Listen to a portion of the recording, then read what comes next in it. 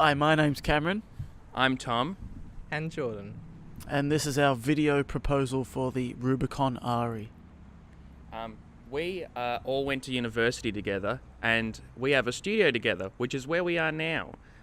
We've worked together for 3 years now, in similar spaces, in a number of shows, and in a number of works. Cameron? You just said it all. And we love to make art. Why don't we show you some of that upstairs? Yeah, let's go upstairs. Thank you, Thomas. All right, one of the works that we have proposed for the show, it's a sort of a sculptural animation hologram. It's really exciting. This here is a model. It's a smaller version of a sort of inverted pyramid box prism that we want to build and cut off at the bottom so it's able to sit and sustain itself on the floor, and then surround each face with TV screens playing an animation which will project through the perspex, through the middle of the prism. This here is just a scale of how big we want to go. So it's roughly about 160 centimeters high, pretty big, and we'll also, but it's also small enough to allow the viewer to sort of peek their head over and make the realization that there's nothing inside the perspex. The animation itself is going to consist of compositions quite similar to this. One solid black line, not solid in its color, but solid in its position. It never sort of moves off its axis, but the composition and the sort of tones of it are always changing, and it's going to have these sort of tonal, from dark to light, pastel-y color, geometric shapes, and fine liner outlines spewing out of the black line, spinning around, moving towards each other, colliding, disintegrating. But it's also going to have these extreme sort of giant close-ups of each individual shape moving really, really slowly to sort of give the viewer the effect of something very, very large, and monumental in scale. And if you follow me into the darkroom, I will show you an example of an animation hologram. This is just an example to show how the inverted perspex box reflects the light, except we just want to do it on a much, much larger scale, and then obviously use 4 screens instead of one giant one, just so, like we said before, so the viewer is able to walk in and peer over the top of it. So there we go. So yeah, this is just a YouTube video that we're using for the example, but obviously we want to have our animation in there, hovering, floating, moving, engaging, doing all that stuff. Oh, hey there. I was actually just finishing one of my drawings for the proposal. Why don't you come in and have a look? As you'll probably recognize, this is actually the zodiac sign for Sagittarius, and is one of the 12 horoscopes.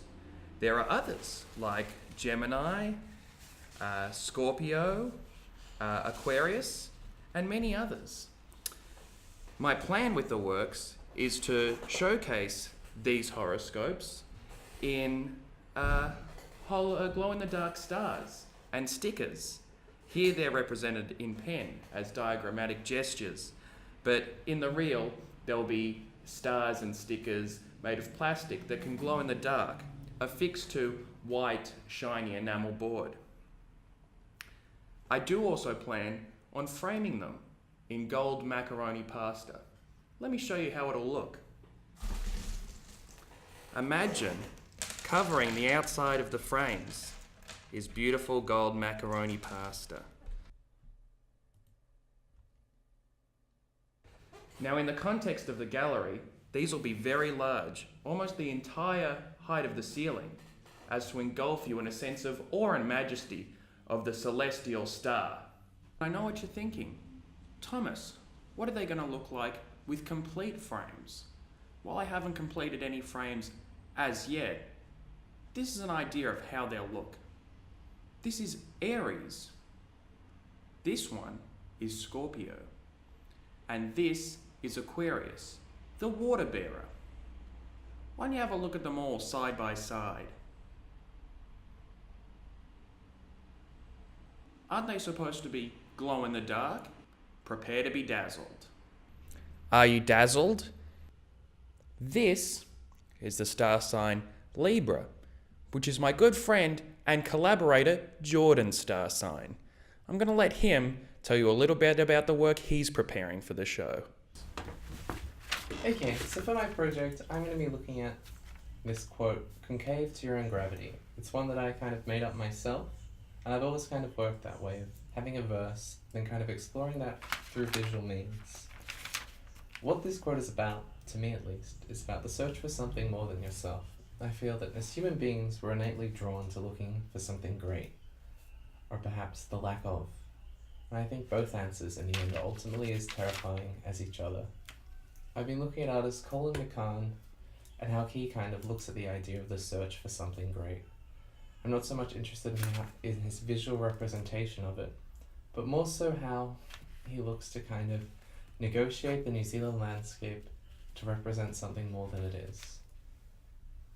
In my own visual grasping of this quote, I'm looking to create an animation that will just be about a search through this kind of embryonic, fluent, and vital place, and coming to it and coming out of it.